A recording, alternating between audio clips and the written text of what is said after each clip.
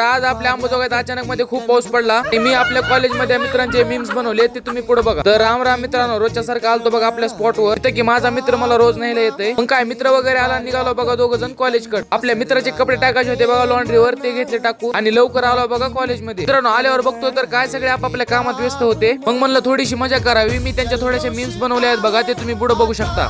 क्या रे भीख मंग्या, क्या देख रहा है?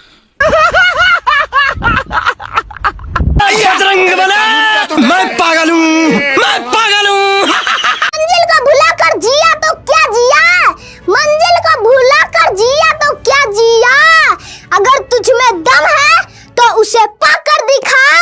नहीं, हम लोगों ने गरीबी देखी है. Tension tension tension tension.